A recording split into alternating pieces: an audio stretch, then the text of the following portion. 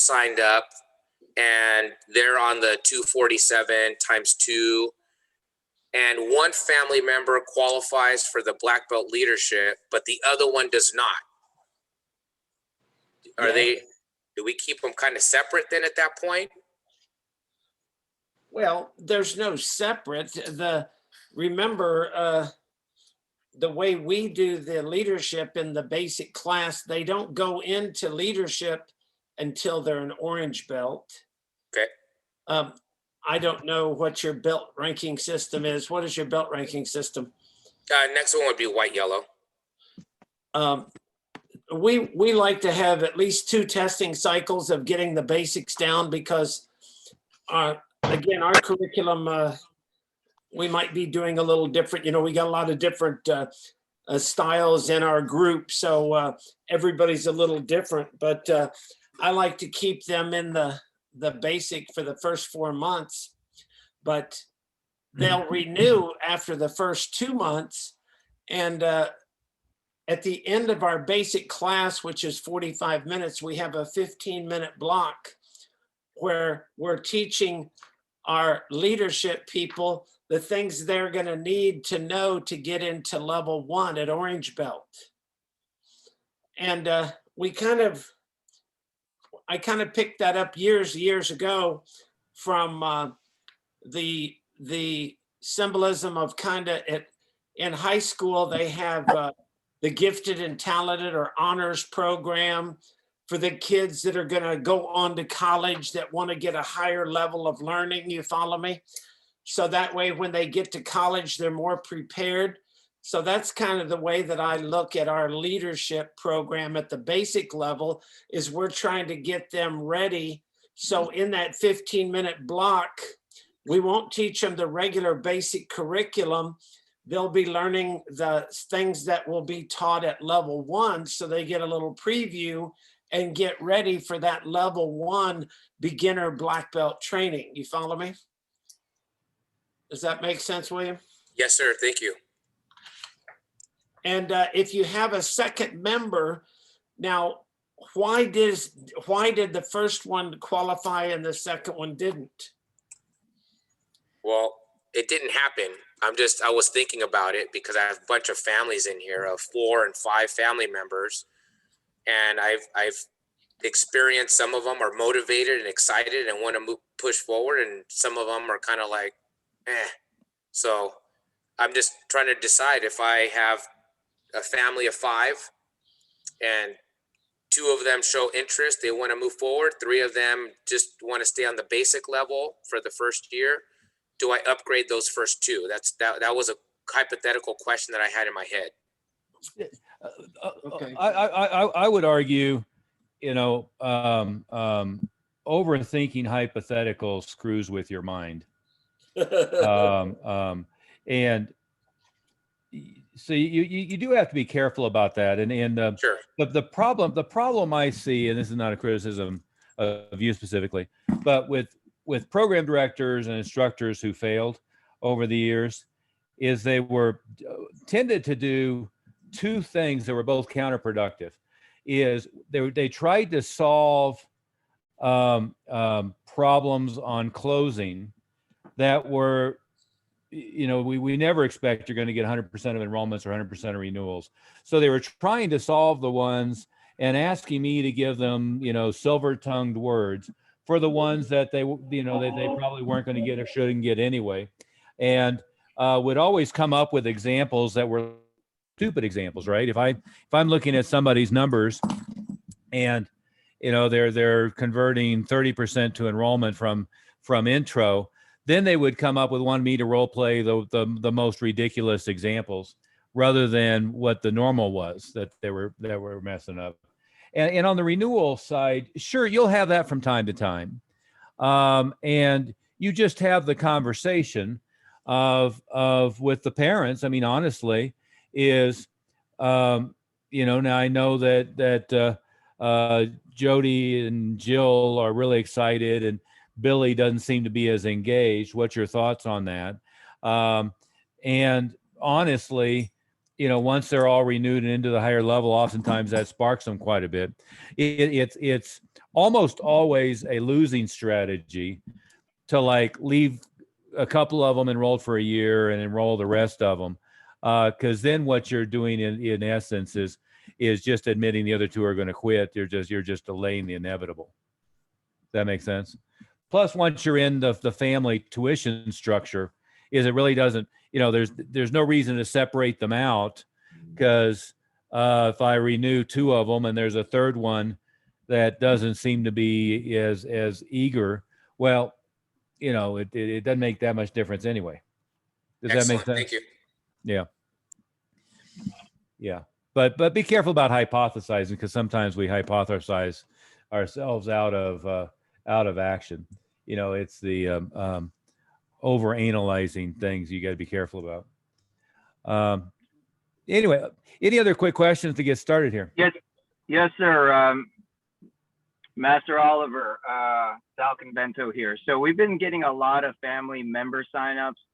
Had one with 6 family members, and I know your deal is 2 people and the rest are free.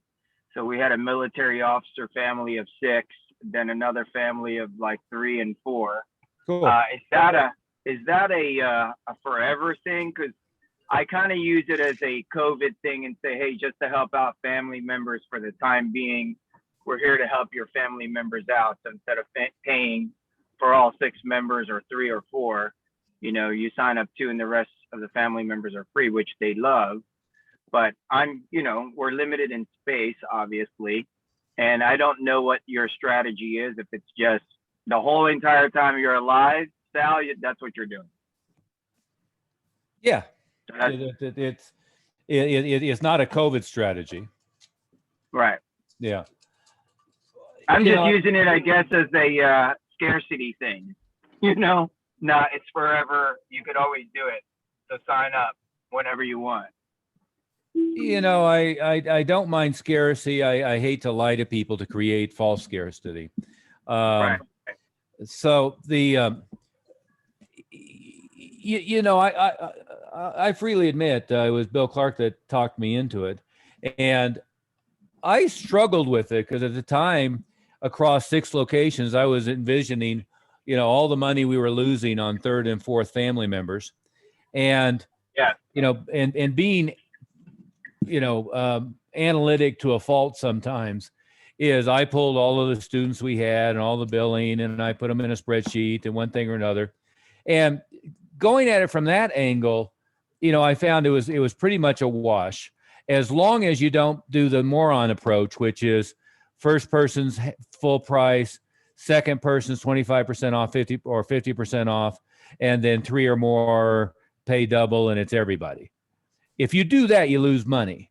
If you just do the 2 or more people, you pay for 2 and everybody else is free. At the time, it was spreadsheeted out over a couple thousand students, and it was a break even at worst on that. Again, not doing a discount if there's only 2 people for the second one, but doing full price and then full price times 2 for 2 or more, right? Because you get way more that are 2 than that you get that are 7. Although what we have a tendency to do is fixate on the family of 6 and freak out about it. The second element that level of analysis didn't take into effect or account is it didn't take into account how much more solid, for instance, a 7-year-old girl is if mom's taking class with her. How much more solid 3 people in a family are than 1, right? So what happens is the families always, and there's exceptions to every rule, but almost always have better retention, almost always are easier to renew, almost always graduate to black belt quicker, almost always end up being the ones that are good contributors in leadership, good contributors in the higher levels, great black belt families, all of that stuff. So if you took the financial aside for a second, the added benefit of the ease of adding mom and dad to the program far outweighs the any downside that there might seem to be. Does that make sense, Sal? Yes, sir. So it is a forever thing, is what you're saying. It's not Yeah. for a year or two. Got it. Yeah. Okay. Sounds No, good. if anything, I mean, you might be tempted not to do it during COVID if you were stuck at 25% capacity or something like that. But I wouldn't, I wouldn't think that way either, to tell you the truth. No. And remember, Sal, the formula that I was telling everybody to get in their head is 300 students paying an average of 300 per student. And remember, the reason we get that 300 student value is because our Black Belt Leadership Program is a lot more than 300. So when we get at least 50% or more of our students that are signing up for leadership at $397 or $497 or $597, some of the schools are charging, you see how easy it is to get an average student value of 300, even if we have a lot of families. And if you have 300 paying an average of 300, you're $1 million school. That's a $90,000 school. And there's, we know that a school, even with 2,500 square feet or even 22 or 23, can handle 300 students easily. If you get 400 or 500 students, happy problem. If that means we have to grow into a larger space, happy problem. But keep in mind that, you don't want to keep that Black Belt price down to, $250. We want the basic price in that $250 or $297. And then we want our leadership at that, $447, $497, $547 on up. And we have a lot of schools that are charging those higher prices. And one of the reasons is they've got a lot of families. So even if you're charging, $597, when you divide it out over all the families, it balances out. Yeah, absolutely. Yeah. So to And- add to that question too, I was talking to a Francis Parker family, which is a private school, and it made me think about it. They charge $38,000 for 1 year. For 1 year. And they're literally about 3-4 miles from my studio in San Diego. And it got me thinking, what if we created a leadership program from white belt to black belt, second degree, or whatever it is, charge approximately $38,000. I'm willing to bet that 1 year of Francis Parker versus a first degree or a second degree black belt in our style would do a lot more than 1 year of Francis Parker at $38,000. So my question is, what can we do to make this leadership program worth it? I mean, it's like across the board what you want to do, from, personal reading to, more hours of classes to leadership seminars to private lessons included or not included. What would be the ultimate $38,000 program is what I'm getting at, that is viable, that you're not going to get a lot of headaches. But Well, remember, we're charging that now, Sal, because even $497 a month comes out on our 72-month, our 6-year program is what we do for leadership. Even at $497, that's that's almost $36,000 right there. But remember, it's or $595 would be 36, almost 37,000 with the initial tuition on a over a 4-year period. So yeah. Yeah, exactly. So you've got our leadership program, the way that we have it now, you don't have to add anything else. If you just utilize our resources that we have available for you to incorporate, which is the character sheets, the booklets that we have, the testing that we have on those, and again on the quick start meetings, we try not to get too deep into that. And Sal, here's the big mistake that we made in coaching for several years, is we spent time at Quick Start on leadership, and we had people get so fixated on it that they spent a year or 2 years trying to develop the curriculum, which was completely unnecessary and stupid to do, instead of just accelerating their growth and then going and selling the thing. But a couple of points on what you said is it's not about more hours and it's not about private lessons. So you don't want to be in everything we do. We as martial artists think that coming to 4 lessons a week is more valuable than coming to 2 lessons a week. The average soccer mom in San Diego with a 7-year-old girl and a 9-year-old boy thinks that the biggest handicap, concern, barrier of doing your program is that she has to fight traffic twice a week and spend an hour at the school, spend 30 minutes there, 30 minutes getting back. So if you then say to that same parent, you know, oh my goodness, we have this wonderful opportunity and you get to come down here 4 times a week, including our special class on Thursday night at 7. I'm sorry, I'm just laughing how ridiculous that would actually be. Yeah. Well, but that's what, you know, we all did that at one time was, Right. you know, we have the special black belt club class on Thursday night and they're going, oh my goodness, we have church on Thursday night. I guess we can't do it. Yeah, and and you it's- can do black belt and it's unlimited. Yeah. So more time is not a benefit. Private lessons is necessary. Although truth be told, we all do some private lessons, but what we're doing is reactivation. We're doing, progress checks, and we're doing renewal prep. We're not doing, you get 12 private lessons every quarter or something like that as part of the package.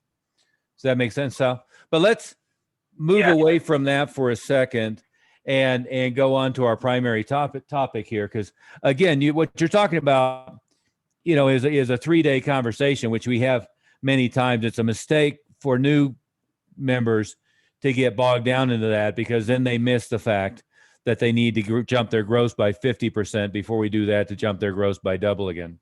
So just make sure you're prepping all of those people now by getting the character sheets going and the stripe system and the book reading and all of that kind of stuff, your mat chats and all of that character building stuff to prep them and make sure that they know that you say 20 times a class that you're a black belt school and to be a black belt, you got to train like a black belt. In other words, all that black belt verbiage. And be in Colorado. yes, Ben, be at the live events. Moving on to a couple of things that were asked during the week on question. Paul, I see you're on here. I haven't studied thoroughly, but I've glanced through the piece that you were going to give to the landlord or are going to give to the landlord, and I think it's pretty good. I'd love to see more volume of pictures of the facility, testimonials of parents, color marketing pieces, et cetera, et cetera, et cetera. But the numbers that you have in here, I mean, should be impressive to anybody. It's a wonderful growth trajectory, even during, you had a little bit of a lag, April, May, June, July with COVID. But even that, for most retail landlords, they're going to be amazed that it was as strong as it was. And certainly the growth trajectory is really nice there. So I think they have no reason not to be impressed with that package. But I would give them a little bit more of marketing, parent testimonials, feedback, all of that kind of stuff, and really layer it on heavy. But otherwise, I think it looks good. And by the way, on the proposal, part of what I would suggest to you, I don't know, at your current space, are you personally guaranteed on the lease? Yes. Okay. I would tell them going in that you're not going to personally guarantee the lease, given the longevity in the business. A startup is difficult to do, but I mean, you've been, make sure you have built in there. I didn't see it. Maybe it was there. I've been here in the area for X number of years. We've taught X number of families, right? So the cumulative number of families you've done. And then when you're having the conversation, and in fact, they shouldn't have much pushback because you're really not asking them to put in 40,000 in TI. But you just tell them, I'm not going to personally, guarantee the lease at this point. And if they push back, then maybe you do a guarantee for a year or two, and then it goes away. Because that's again one of those things that usually you can get out of once you have some longevity. Do you also negotiate 5-year extensions on your own option? Yeah, I would. I would negotiate a 5-year option right up front. Mm-hmm. So and I've seen them pushing back more in the fact of giving you a 5-year option, but wanting to be at market rate. Arguably, there's no reason to do that right now because the market is at peak, and it works, against their interest, perhaps. Looking ahead for 5 years. I mean, who knows what's going to happen in 5 years? But, I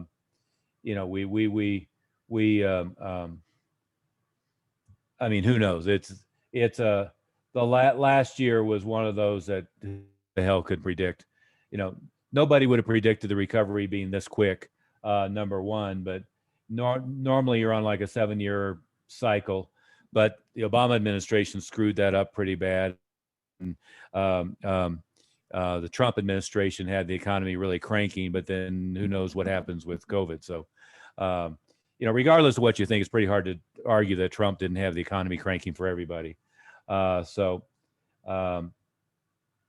It's interesting for me when people don't at least acknowledge that part of it. So I think it looks pretty good. I would just beef it up a little bit. The other question on here that I wanted to address before we go any further is, and again, I don't see Gustavo, but Gustavo had asked a question about direct mail, and in the website, we posted one of our mastery leadership meetings where I did about 45 or 50 minutes just on direct mail. And I think it's worth everybody going through that. Bob, you might want to post it again, but it's under that question that Gustavo had asked about. But what his question was, or statement was, he wanted to start doing direct mail, and he thought that reactivation was the low-hanging fruit. In other words, that's the place most likely to get a bang for the buck. And let's talk about reactivation here for a few minutes. Nick Kokinas' old line was prophylactics versus therapeutics. In other words, it's much easier not to get the disease than to cure the disease once you have it. In this context, it's much easier to keep them from dropping out than it is to get them back once they've gone, right? So when we look at quote unquote reactivation systems, and maybe Master Moody or Master Smith have a different experience, I have yet to see like a perfect letter. In fact, years ago, we had hired, when I say we, within EFC, had hired Jay Abraham and his official copywriter, and he had done a 10-page, as well-written letter as I've ever seen on reactivation, thinking that was the, going to be a huge boom. So it was professional copywriter, probably would have cost $50,000 to get him to write the letter outside of what we were already doing with him. And it worked no better than anything else. When it comes to getting students back, the primary thing, well, number one is if you don't lose them in the first place, you don't have to struggle to get them back.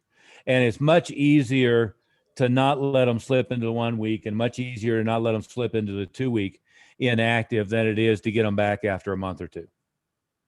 Okay, so everybody just star that, because you can't take your eye off the ball even for a week, because once they start slipping into that inactive pile, it's extremely difficult to get them going again. Does that make sense to everybody? From a standpoint of a direct mail campaign to get everybody back, what I was going to say is the thing that I have seen work the best is you put them into what would be called a drip system, but you just constantly stay in front of them. You have a movie night at the school, they get invitations. You have a ninja night at the school, they get invitations. You have a breaking day, they get invitations. You have the belt graduation and big show tied to that, they get an invitation to come watch that. You have a black belt graduation, they get an invitation to come watch that. If you do a school newsletter, the only purpose I've ever seen for a school newsletter is sending it to inactive students and sending it to prospects. As far as active students, communicating effectively on events coming up and so forth is useful, but doing a glossy, nice newsletter doesn't do you any good. But if I had my ideal, anybody who had raised their hand and was a prospect, or anybody who had slipped into been gone a month or more, they'd be getting an invitation to every event I did at the school. They would be getting some kind of newsletter where we're constantly celebrating people's successes. At least once a month, I would send them something that was a direct solicitation. In other words, a postcard offering them some rationale to come back. In other words, if it's a prospect, offering them a month free or something like that. If it was reactivation, this has to be more personalized. Maybe they left and they still owed 6 months of payments. A letter saying you're going to wipe out, everything that they're behind. You're going to give them amnesty on that and just start them fresh if they come back in, that type of thing. But the thing that works the best for reactivation that I've seen is constantly staying top of mind. And you can certainly also do that with, they get a constant flood of email with you. But I've seen it where they've opted out of the email and they won't answer the phone, and you're mailing to them, and then suddenly something clicks and they're back in the school and they're going again, right? So don't take that, for instance, they opted out of your email list as a sign that they're never going to be back. Just take it as a sign of they get too much email, or one day they didn't want to get any of that stuff anymore by email. And I keep hammering away by phone and by text and by and then they opt out of the text messaging. I keep hammering away by direct mail, and just all the time. The only Yeah. thing that I would say that was different than what we experienced in the past is that 2020 was an anomaly. It was such a unique year that there were so many circumstances with the virus that could have kept them from coming in, that we have an opportunity, I think, if by using all those means, call, text, email, direct mail, and you have, I think, a more unique chance of getting them back in now than our normal over the years, just the normal dropouts, because usually then they were dropping out for some particular reason, financial or moving or other obligations or whatever. Whereas with the coronavirus, I think the majority of them that did drop out were dropping out because of the virus situation, rather than maybe they're something come up, they didn't like the martial arts. Right. Well, almost everybody that you fail to enroll don't fail to enroll because they don't like you. They fail to enroll because their schedule's busy. They've got something else going on. Maybe money's tight. They just blew out the transmission or something. Grandma's in the hospital. There's all kinds of reasons that don't have anything to do with their just not, like, and dropouts are the same way. In almost all cases, they just faded away. And in some cases they did, something happened. If they failed for a belt test or something and they got pissed off. But, people get pissed off for a lot of reasons that are temporary, related to other circumstances. I don't know how many students that dropped out and employees that left in a huff that have come back to me and apologized. And I was just having, a bad time. And, my uncle had cancer and I was, whatever it might be.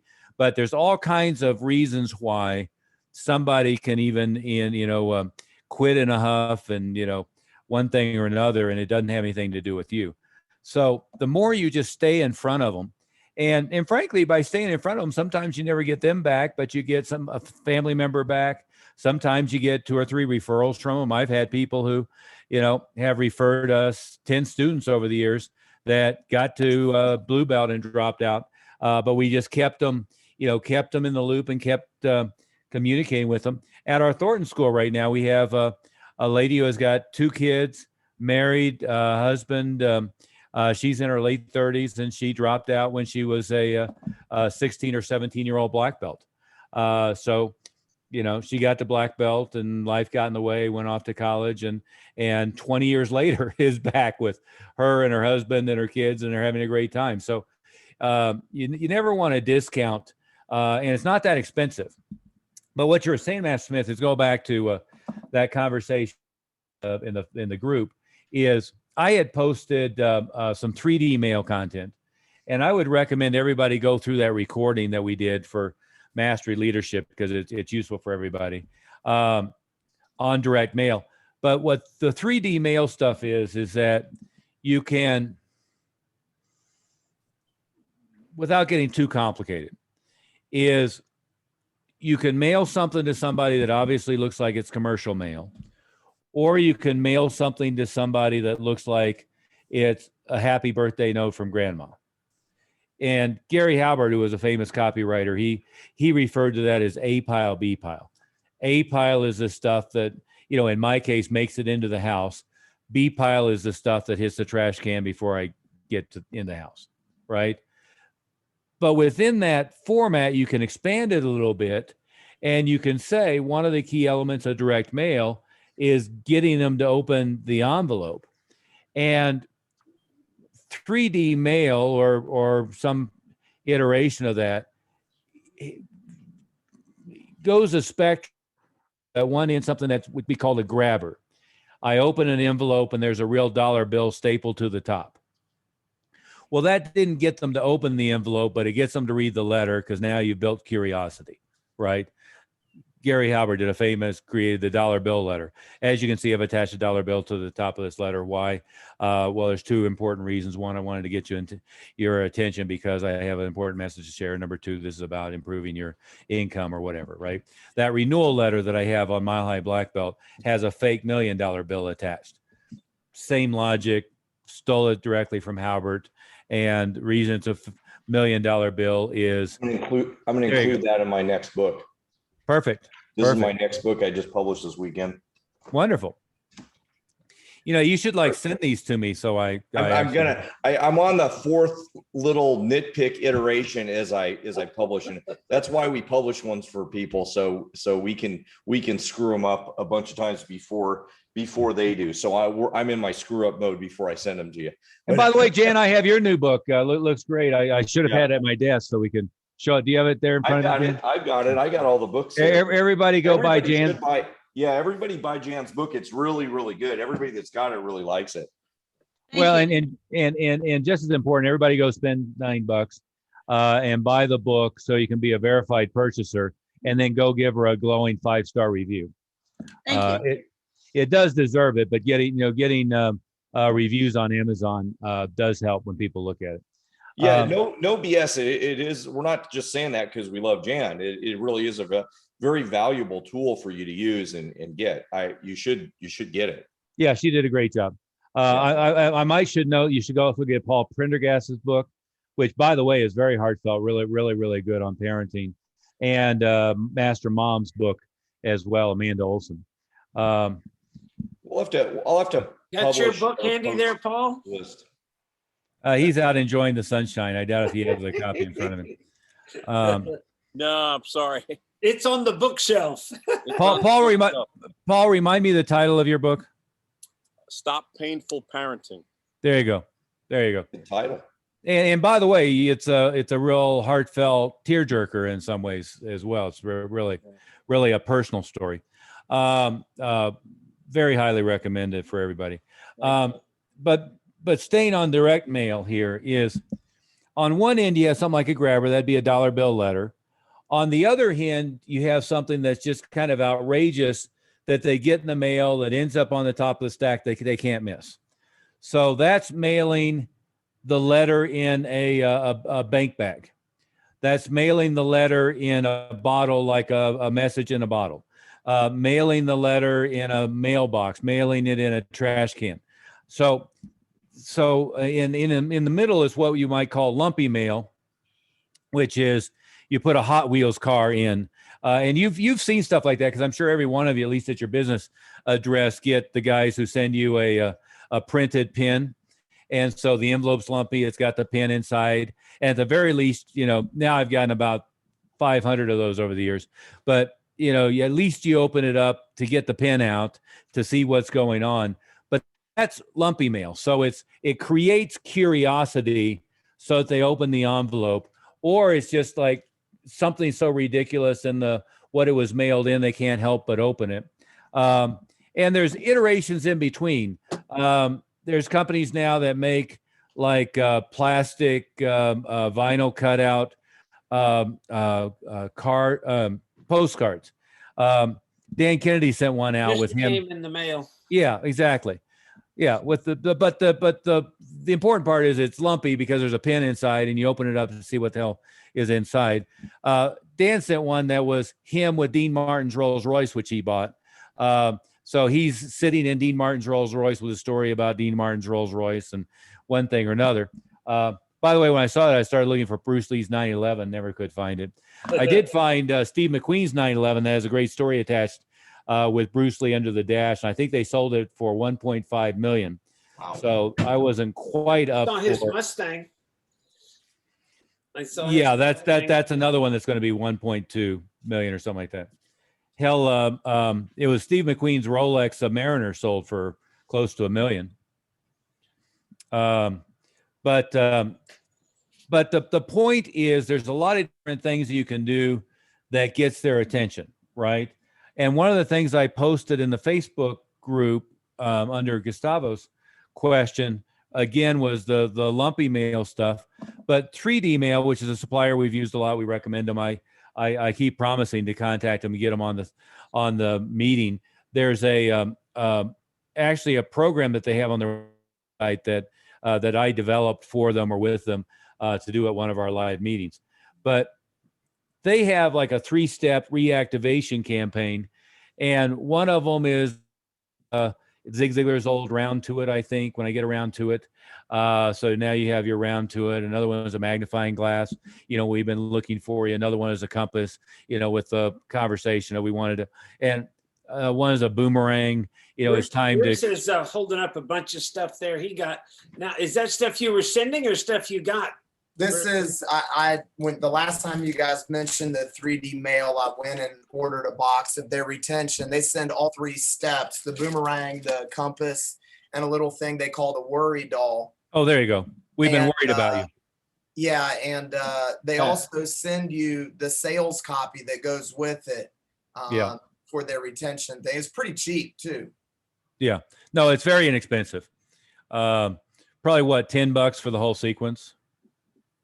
I can't remember now, but it wasn't very expensive. And I think they give you about 90 mailings of each step. So 93 step process is something like that. Yeah, exactly. And another one I've used is they sell, and a lot of people do, but the fake FedEx envelope or express mail envelope. I've done the fake express mail envelope with the silver platter inside as a renewal mailing.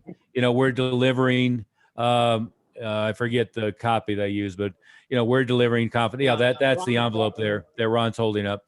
We're delivering all of the, character, self-esteem, good grades, all on a silver platter, but it was all about the leadership program. But yeah, they have some really, really cool stuff. And especially in a renewal sequence, given that the renewal is worth $35,000 or $40,000, I mean, why not spend an extra $20 or $30, to really get their attention on it. But the long story short here is to think that you're going to send somebody a letter or a couple of letters and get them back doesn't work very well. But dripping on them constantly works a little bit, works worth the effort. And I agree with what Master Smith said is if you let there be a spike in your dropout rate due to social distancing, and I say that in a very specific way because most of our schools didn't have many more dropout rates than they normally have, right? They were normally running 3%. They maybe spiked to 3.5%. Because done right, there really wasn't any reason to lose more than you normally would lose. And the schools that were down the most, even people that we weren't working with, their problem was they stopped enrolling people for 4 or 5 months. It wasn't so much that too many people dropped out. They just were losing their normal dropout rate, and then they stopped enrolling people, which, make a note, star it, you never take a week off of enrolling people, ever. And when there's some external reason why it's harder, that's when you blow up your advertising budget, not cut it back. What idiots do is they cut back their ad budget when it's more difficult to get new people. What smart business owners do is they blow up their advertising budget and their effort when it's more difficult. And everybody we saw, Paul, you'll certainly attest to this. Back in April, we were just getting flooded with in May, flooded with traffic from Facebook, and online traffic started spiking back up, I believe, in July for Google search and pay-per-click. So if you back off of that stuff, you really shoot yourself in the foot. Might as well take the 45 automatic and just aim at your big toe. But if you let that happen, it is a good time as things start opening up to go at them with one of these more elaborate 3 or 4 step sequences, and to make another run through outbound phone calls until you get hold of them. Have 2 or 3, I would have 2 or 3 welcome back events. So have big welcome back events, everything from the normal type of stuff you would do to, just like a big introductory class, a bunch of them. So have big welcome back events, text message, email, lumpy mail, some of that stuff, and just really work extra hard to get them back. Because I do agree with Master Smith, it is an unusual time.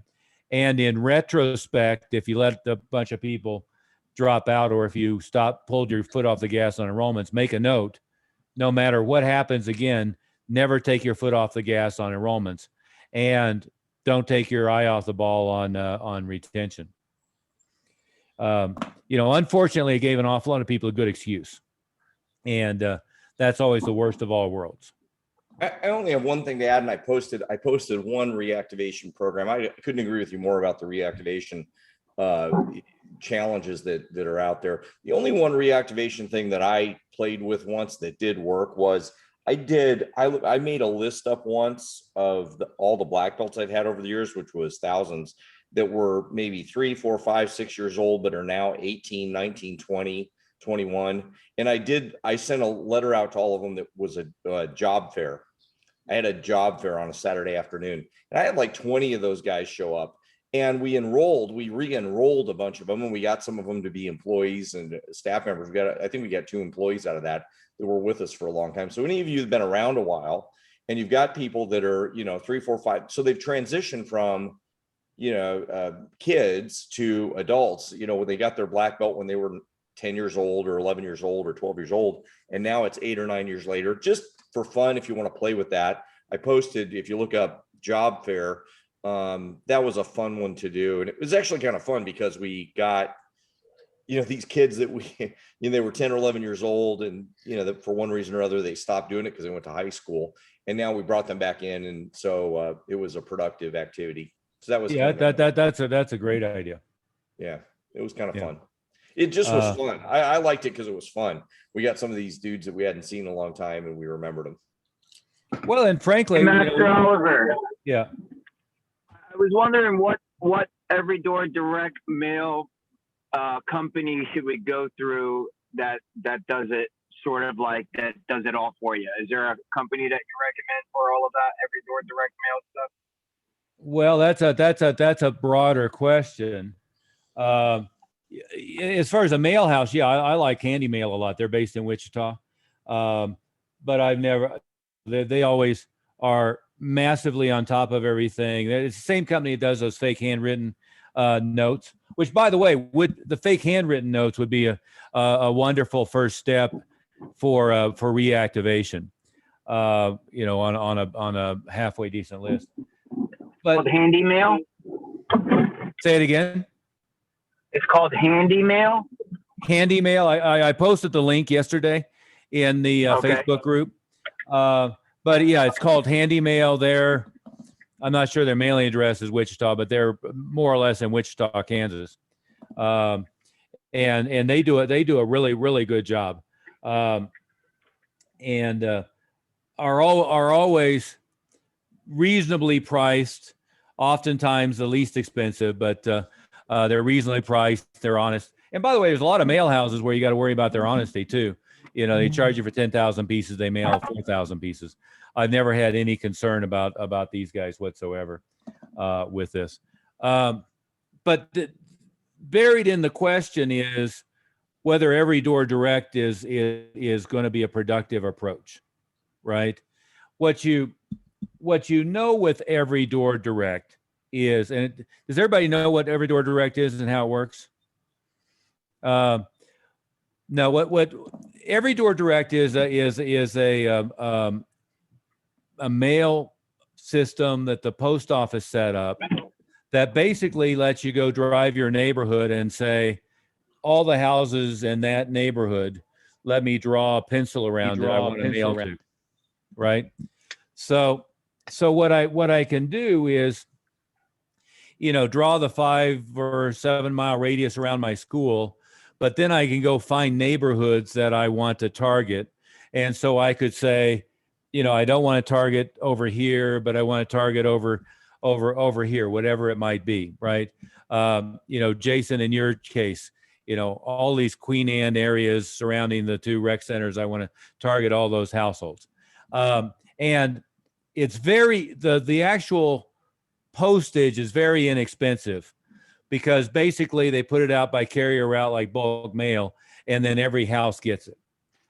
What doesn't happen with every door direct is you don't know if you're mailing to, there's a single widow who's 89 years old, lives by herself, has no grandkids and no kids, or you're mailing to family with basketball hoop, 3 kids who are ranged from 4 to 9 years old, right? So there's no demographic targeting other than I want to do that neighborhood, right?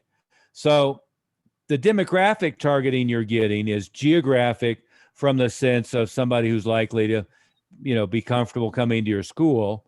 And you're getting demographic sort of, because if I say I want all the ones with 3-car garages, you know, on the golf course, you know, you're more likely to be getting people who have a decent income than I want that government subsidized apartment complex.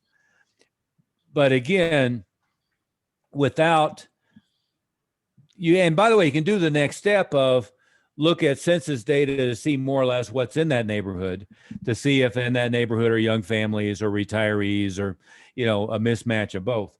But the thing that I like about every door direct is the postage is steep. And the thing I don't like about every door direct is the targeting scale of 1 to 10 is a 4 or 5, certainly not a 10. Mass Moody, what would you add to that? Yeah, I am not a big fan of every door direct just because if you do the cost analysis, it is generally not going to match up. Now, I know, Jan, you like doing every door direct because you're getting a good ROI. So, you know, whenever something gives you good ROI, you do it. Whatever. Yeah. I mean, hard to argue with that. It's if you're getting a good ROI, then it's good. But I would almost always argue that you could probably tweak the ROI up if you filter out the list, hit them with 2 or 3 pieces for the same cost as one. You probably do better. You know, in other words, mail to smaller numbers, but so you can do, when it comes to lists, and again, I covered quite a bit of this in that recording, so it's worth going into. But when it comes to lists, you can do, let's say, every door direct, which is basically just pointing at a neighborhood and saying, I want to hit that neighborhood. Or you can do what's called a compiled list, which is a list where, like we use Info Direct for a lot of stuff. Most of the mail have account with Donnelly and with data axle. That's what they call it now. With Sales Genie. But you can go through on the compiled list and you can say, I'm going to draw the areas that I'm interested in. And then I want homeowner, kids, I think that's 4 to 12 or something like that. There's a range, kids 4 to 12. By the way, you can't get that number in Canada. Canada's privacy laws make it difficult to get households with kids. Mostly they're a lot more open than the US on this stuff, but that's one of the areas where it's more difficult. But in the US, you draw the radius and then you say, I want homeowners, kids 4 to 12, let's say, and I want them to be earning 100,000 and up or 75,000 and up. And now you get a list that's a lot more demographically targeted than Every Door Direct, because it eliminates all the houses over there where it's a renter, eliminates all the houses over there that's single parent households, eliminate all the areas over there where it's retirees with no kids. And then you go ahead. Or yuppies or people that don't have kids or right. And you can add back in your prospect list. Exactly. Yeah, which is really critical, which we keep harping on mailing to. Yeah. And by the way, if I had a choice of Every Door Direct or hammer my existing prospect list, the equivalent number of any day of the week, I'll do the existing prospect list.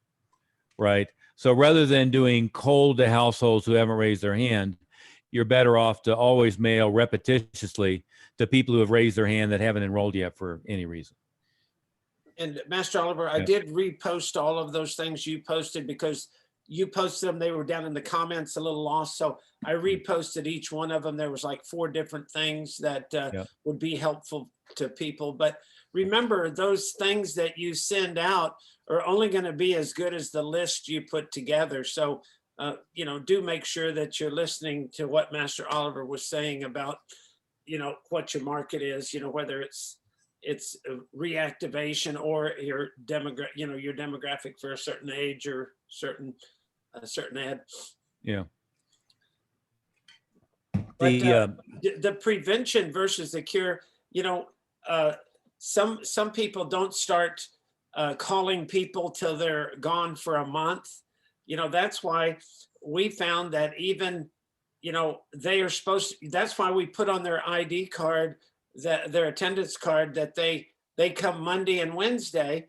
And then I know if they don't show up on Monday, we can give them a call that evening or the next day and schedule a makeup class. So it's all that, there's a lot of prevention versus cure that does help you tremendously. I know I was just at Tim Harrison's school and, he's had tremendous growth here over the last 6 months.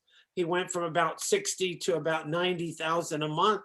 And the main reason for it was that he increased his marketing and is now getting 24 average up to this time of the year in 21. He's averaging 24 enrollments. But the real key was when we looked at his retention, he had a dropout rate just under 3%.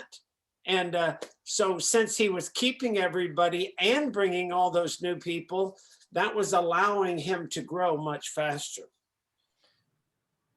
So it's important to make sure that you're attacking it from both ends. If you're not getting the leads you should be getting, then increase your marketing. If you're not getting the right intro enrollment process, then revisit your steps that you're doing to increase those percentages and those numbers.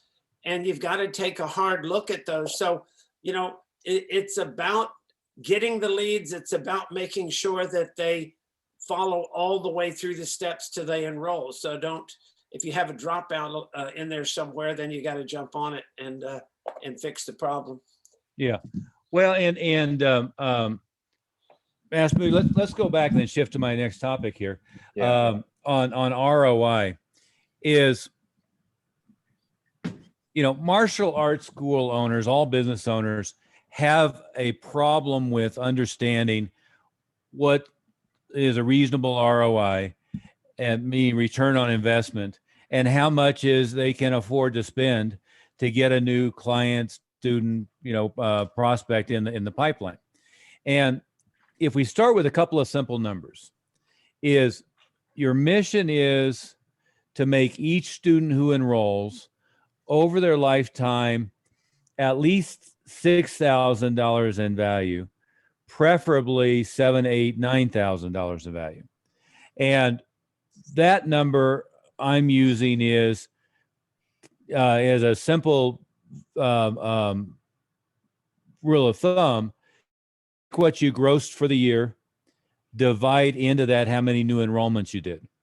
That's an approximation of what your average lifetime value per student was. Not active students, but new enrollments, right? So that's everyone that I enroll new, that's more or less how much money they're going to on average spend with me. Now, I've seen schools we started working with who, their number was $400 or $500, but it should be, again, think about if the initial enrollment is $3,000 and the renewal is $35,000. And so some people potentially spend $35,000, $38,000 with you. Others obviously enroll and drop out in 90 days. But if you average it out, it functions, it factors in retention, renewal efficiency, price points to give you an average lifetime value. So now if I know with reasonable certainty that every time I enroll a new student, they're going to spend with me, say, $7,000. Then the question is if how much money should I be willing to spend in order for me to get back $7,000? And think about it in alternatives. We do with Peter Harnish has been on here several times talking about investments.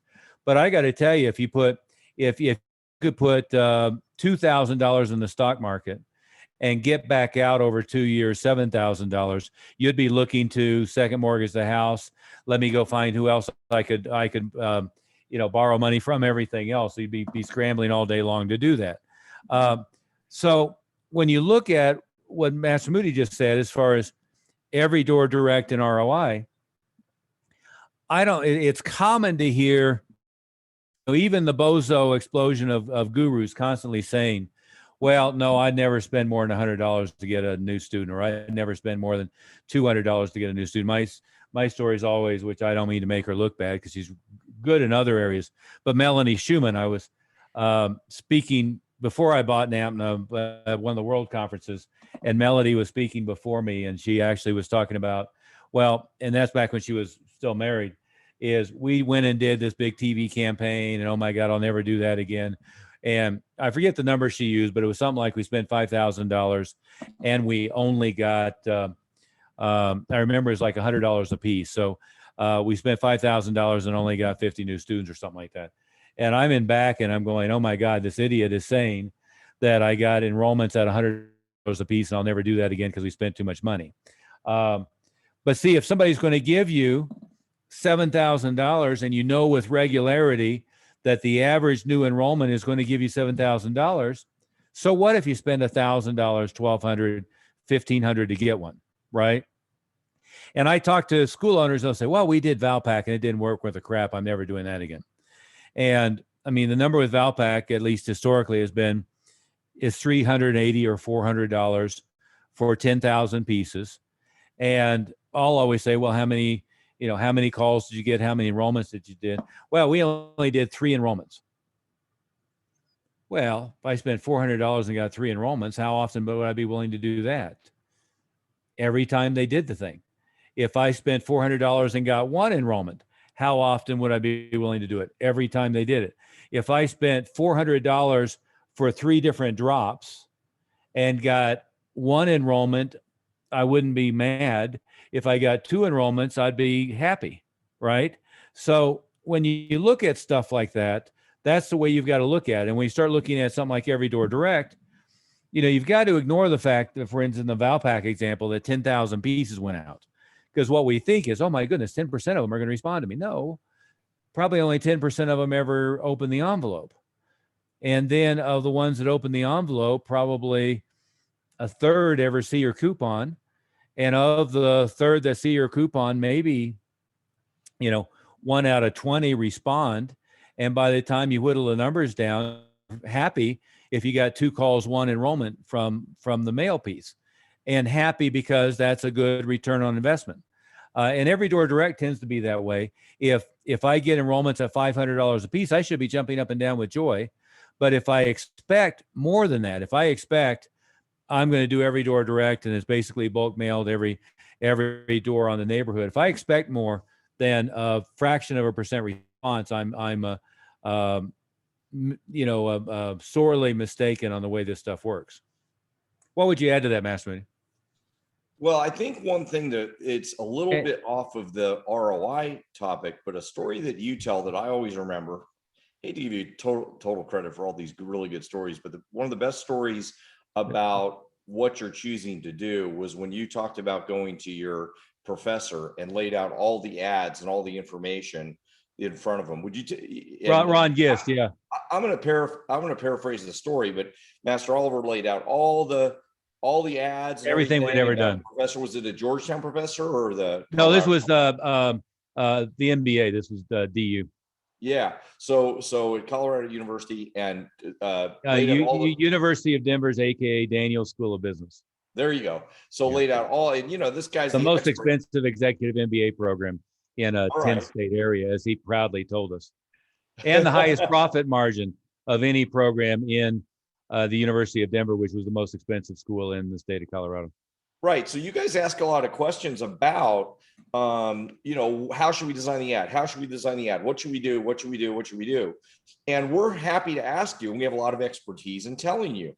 But he laid out all the ads and showed him all the ads and asked the guy, well, which one should I run? And the guy asked, and I remember this story because you guys should remember this. Well, which one pulled the best? And he pointed to that ad, and the guy says, well, I like that one the best. Yeah. And by the way, he had done the Passport radar detector launch. He had done the Coors Silver Bullet campaign launch. So he had been a venture capitalist, so he wasn't the usual egghead professor who knows shit about what they're teaching in the practical world. But the backstory on that too was it was right after I had hired a very expensive ad agency to put together like really high-end promotional materials, and we had spent a fortune on a 30-second TV spot and a bunch of ad materials, and it was around one of the movie promotions, so I spent like 10 times more on all the materials and so forth. And the stuff that I paid, the most expensive ad agency in Colorado pulled about half of what I had put together myself. They were trying to make things pretty, and I was trying to have a mom of a 7-year-old pick up the phone. Right. Yeah. Right. Well, but that's the same thing for the ROI. It's what works is good. So, if you're running something and it works, that's great. What works though is measured by this ROI, and we're not going to tell you to stop doing something if you get members at $300 a person because your ROI is still good there. Yeah. The other thing I think they have to remember to do, Master Oliver, is to make sure they track what their ads are pulling. Not just this month I had this many leads, but I want to know where those leads came from. And if it was a print media, if it was an online something, if it was online ad, a Facebook ad, take a picture of it and put it all in an envelope with the results on the back of it. And then that's part of your stats for May, April's report or May's report, because what a lot of people do is they want to try to duplicate what they did in those good months. And they go back and they just remember that they did some direct mail, or they remember they did some Facebook stuff, but they don't know exactly what ads they were running or what market they were aimed at. So it really helps to be specific on tracking your ads to make sure that you're keeping the numbers that are associated with that ad that you ran and what kind of results you got. And then you learn to read your own writing. I mean, it's not somebody else's ads that you're looking at. They're actually yours and what they did for you. Yeah, yeah. Well, and that's the beauty of the online world is it's real time A/B split testing, all this stuff. Okay, let's shift gears. Is the other conversation? Oh, and by the way, last thing on that, Master Smith, is that oftentimes people get confused because if you're doing all the Parthenon that we're talking about, is you definitely have intros who came in because they saw 7 things. And, you know, it's a mistake just to attribute it to whatever the last thing was that got them to respond, right? And, you know, a website isn't any more a source than an info call or a walk-in. What you want to know is what drove them to the website, which is fairly easy to figure out from a Google Analytics standpoint, or why they called you. And if they saw 10 things, you want to be aware that 1, those 10 things are working, and 2, that it's the 1, 2, 3, it's the combination that made it work. It's no more than, no different than fighting. I mean, most knockouts aren't like the one punch. It's the combination that you set it up with, or hit them with. Okay, let's shift gears here. We have just a few minutes. I want to talk about lead to enrollment ratios and really paying attention to that.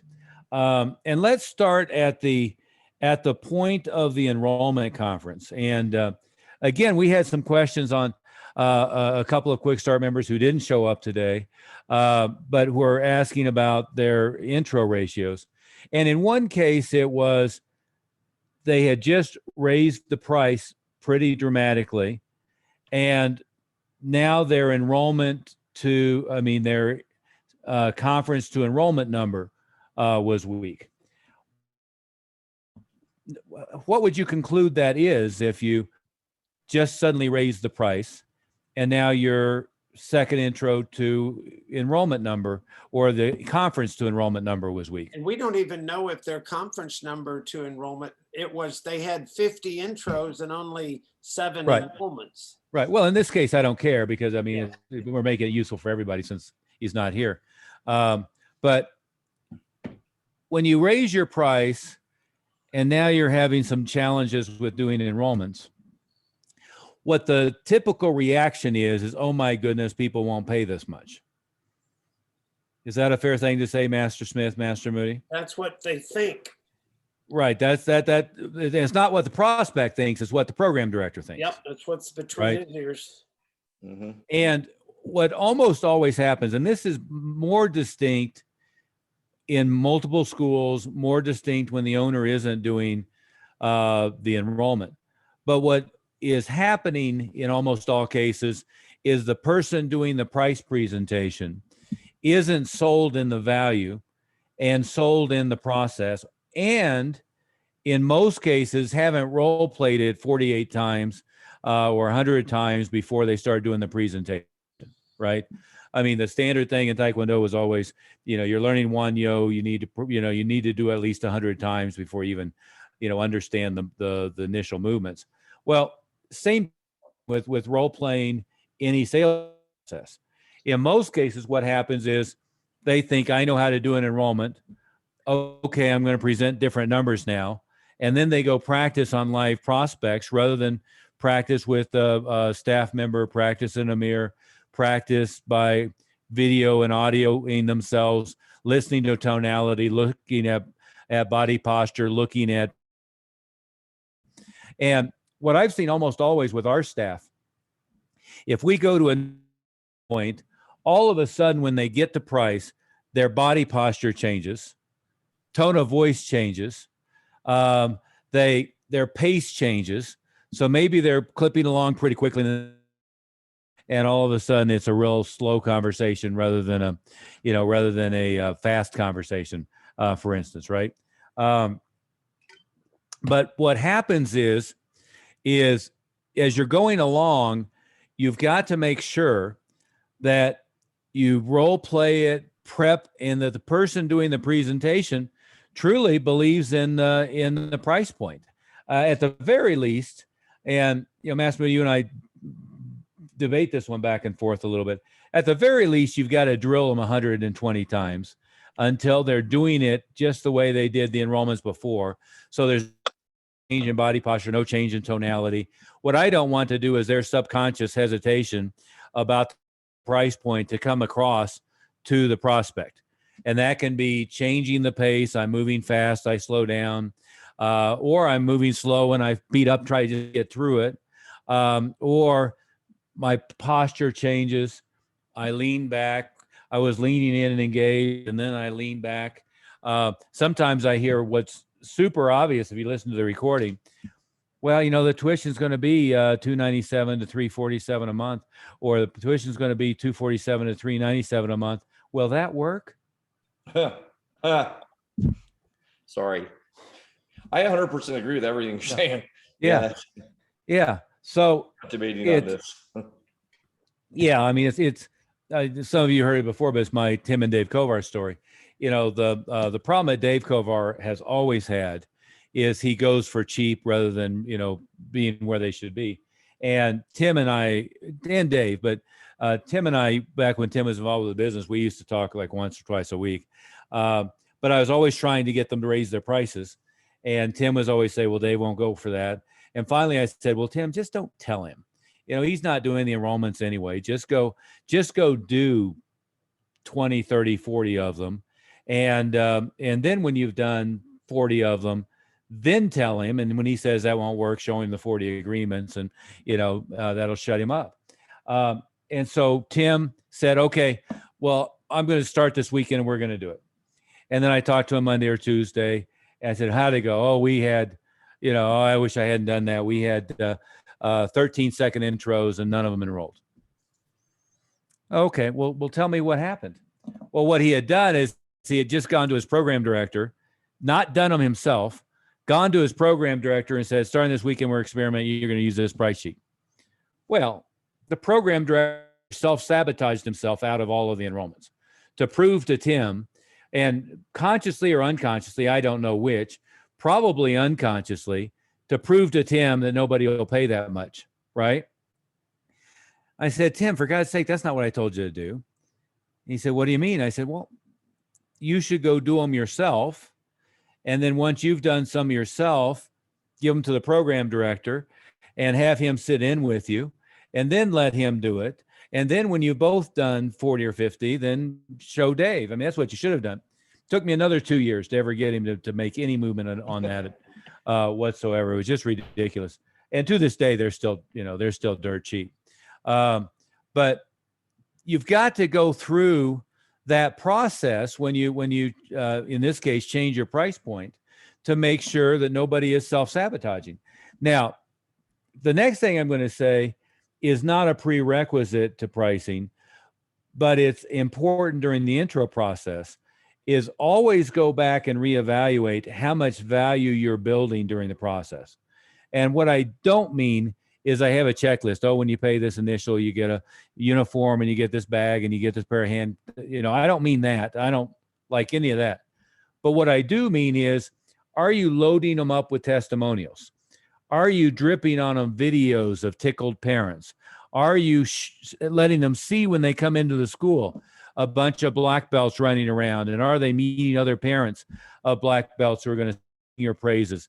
Does everything that you're doing, the self-discipline sheet, the job list, the stripes, earning the white belt, doing the student creed, does everything that you do during the process build the value to be priceless?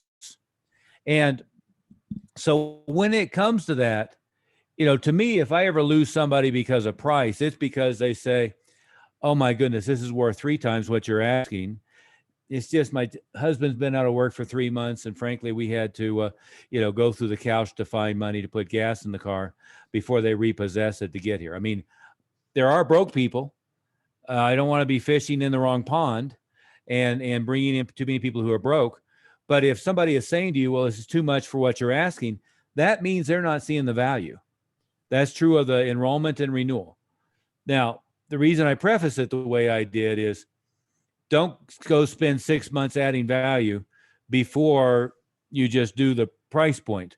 You do the price point, but you're constantly looking at what else can we add that shows and proves the value of this through the process. What else can we do to make sure that they're so impressed with this that no amount that we say is going to have any impact on them whatsoever, other than can they afford it or not. I want to be constantly hitting that so that they get that point. Master Smith, Master Moon, anything to add to that before we continue on? The other thing that I think would be very helpful for them, and I find a lot of schools don't do this other than they wait till the month's over and then they see that, wow, we had 50 intros with only 7 enrollments. Wow, we better do something. See, you know that right away from week 1. And that's why every week you have to have a staff meeting with everybody who's teaching intros, everybody who's doing any step in the intro process, anybody who's doing an enrollment process. And I tell you this, when I was at the school, I made sure that whoever the best one was at doing enrollments was the one going to be doing the enrollment conference. And I would make sure in our meetings that that person that was the best was role playing with the other members to try to get their level up higher. I made sure that we kept good stats on exactly how many of those first intros took a second intro, how many of those had an enrollment conference, and out of those enrollment conferences, what were the no's? In other words, the no wasn't I was going to go think about it. The no was I couldn't afford it, or I didn't want to commit for that period of time, or etc. And then we can start practicing on how to overcome those objections that we're getting the most of. That's how you get your sales team up to speed. That's how you train your sales team so you have higher closing ratios. Now, if the problem is between the lead to appointment to coming in for the first intro, that's a different problem. But if it's intro, they're taking the intro, and then we're not getting the enrollments, then that means somebody dropped the ball either in the first intro or the second intro or the enrollment conference, or we didn't give them a conference, or we didn't get both parents, or whatever the excuse was. But that's where we have to double down on training. That's where we have to call in extra meetings. We might be doing 2 staff meetings a week because we don't want to wait till the end of the month when we've already lost everybody. We want to try to look at each week on a regular basis and train each week to see if we're getting better. And by the way, with You muted what they, something. am I? You're good now. Okay. I was going to say, by the way, with staff, what they told you was the reason, and what the real reason was is often very different. And by the way, with record them. Yeah. That's why we like to record them. Yeah, record everything, video preferably. Yeah. What the prospective student says and what really it is often different, right? Oftentimes what they say is an excuse not to make a decision today, when in fact, handled properly, it would have been just fine. Handled properly before you got to that point, or handled properly at that point. So when you have staff doing it, you got to recognize a lot of time it's just their incompetence, not really what was going on. And what the prospect said and meant and what the staff member heard are oftentimes 2 different things. Well, Master Oliver, I would just point out the misconception is people are also, the other part of it is you're asking for the money at the end of the process. The issue that implies that that's what the problem is. So we very frequently get people saying to us, oh, well, they're not enrolling because of money, but that is just what happens at the end of the process. So when you say, hey, do you want to roll? Oh, well, I need to think. Usually it's not really money. It's the actual statement is more like, well, you know what, I need to think about it because, that's a lot of money. But that's a think about it objection. That's not a money objection. That's a think about it objection. Or, we really need to go home and talk about it because we need to look at our budget and we need to think about it. So then people come to us screaming that, oh, everybody's talking about money. Everybody says it's too expensive. And like none of the actual objections were somebody saying, I can't afford it. So there's a difference between the I can't afford it, I don't have the money to pay for it, and I've got to think about it, and then money just gets thrown in there in some part of the statement. And I want to check my finances, and I want to find out if he's going to stick with it or whatever it is. Well, but just write them down. The point is we get so oversensitized about money that it gets thrown in there with really what is the more common objection in most cases is a delay objection. I don't want to make a decision right now, blah, blah, blah. And then your statement, which we scripted out, which was really good, was, well, people really want to think about this for, I think you should think about it. And there's one of like 4 or 5 things that they want to think about. And then you go through the thing and then you fix it. And that's really very fixable. But anyway, I'm sorry to interrupt you, but Yeah, that's a direct theft from Tom Hopkins. Absolutely. Yeah. Absolutely. And we Master scripted Oliver- it out and we put that up there, overcoming objections, and it scripted out what you said, Master Oliver, how to manage that very directly. Master Oliver, could we get everybody to do, next Thursday, we're going to be in Colorado with our team, everybody there training. So we're not going to have our regular meeting like we're doing today next Yeah, week. we won't have next Wednesday or Thursday. And so if everybody could, for the rest of this week and the rest of next week, and then until we have our meeting the following Thursday, if you could write down the objections that you're getting, and then what we would like to do is role play with you guys with, we'll hear what some of the objections are, and what we hear that is the most common, we'll jump in and we'll actually do a little role playing for you and show you some ways that you might be able to overcome that. But Everybody you understand? gotta write down exactly what they say, though. I not to be skeptical, but people only have 2 objections. Yeah. So it all comes down to 2 objections, and mostly when you hit an objection at that point, it's because you screwed up the process coming through the process, and But to finish up the thought on money, money is one of 2 things. I legitimately can't afford it. Most often, if you're fishing in the right pond, what that really means is I don't see enough value to stretch and do this. So it's a value statement. It's not a absolute dollar statement. And somebody can says it's too expensive. And if you're doing your job right, you should never have anybody who says it's too expensive. They should always, again, I said it before, but they should be, oh my goodness, I understand how valuable this is. I just need you to help show me how to fit into my budget, right? It really needs to be that, or else you've screwed up the process. But again, I mean, Master Smith, it's only time or money, right? Ultimately, it comes back to that, and I'm not sure he's going to be serious enough about this, or she's going to be serious enough about that for a year. So it's handling that, or we have to go home and look at the budget, or I was expecting to do the first monthly tuition. I just didn't know that you wanted me to do 500 plus 297. Okay. I actually had one of the schools do that for me, and I have a call with them, and they had 4 main objections that they had during the month. What were those? 7 were can't afford. Okay. Now that sometimes means that they don't think it's worth it. What I if just they said, think yeah. They can't afford. Yeah. There was 2 that just weren't interested after doing the intro. Well, that means they didn't get the kids excited enough. They suck at teaching the intro. 1 was commitment, which means I guess they meant that they just didn't want to commit to that period of time or whatever. And Yeah. then 2 of them were scheduled. Yeah.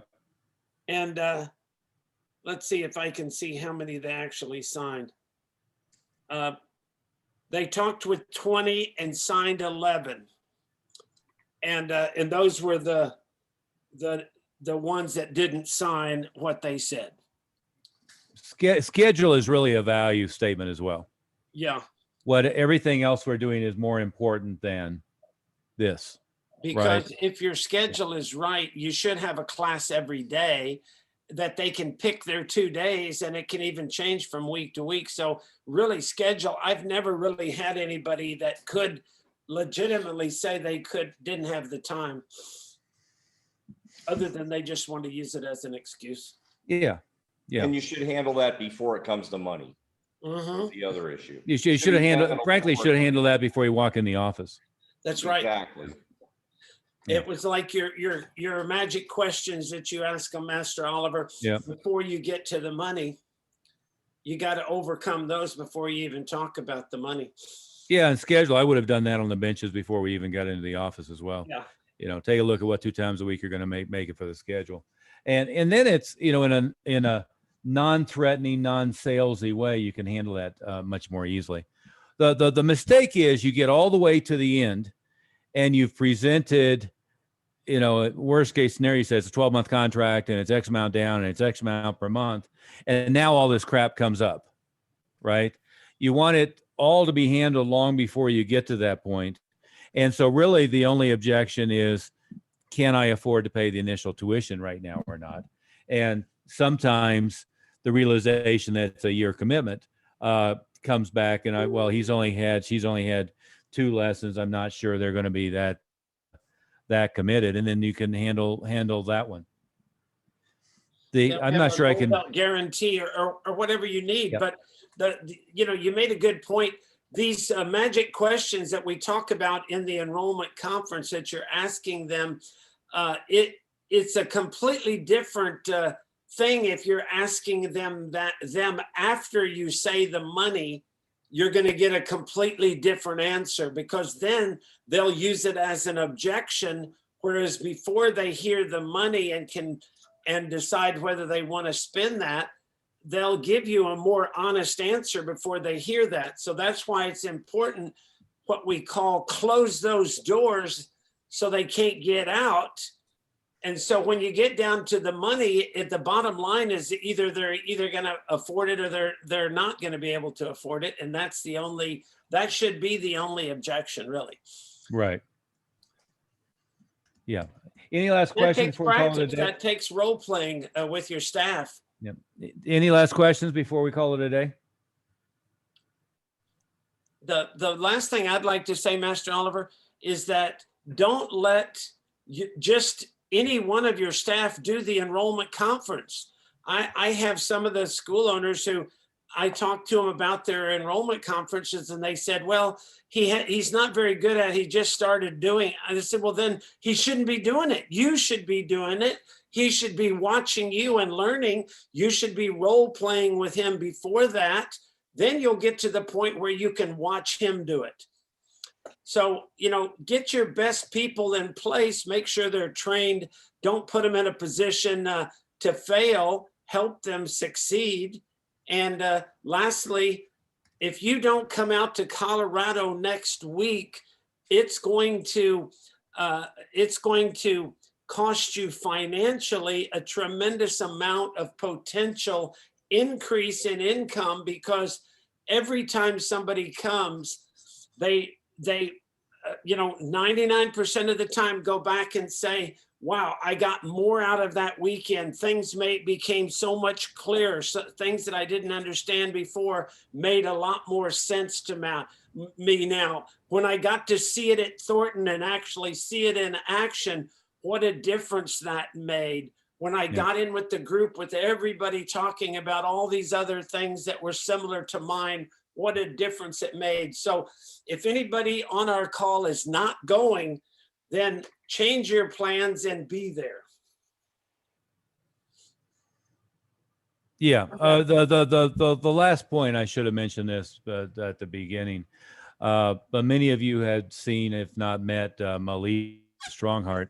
She passed away a few days ago. She, you would have noticed her on the meeting on video. She had the bandana on her head. That was because she was doing chemo for ovarian cancer and succumbed to ovarian cancer on April 30th. So Krista, who's her partner, have been on our meetings very regularly, and Melissa, really up until the last couple of weeks, was pretty consistent as well. So our condolences go out to Krista and all of their students and their staff. She was a joy to the spirit. On that note, Matt Smith, I have nothing else, so we'll call it a day on that. Unfortunately, sad note, but thanks, guys. Okay, Master Oliver, we're going to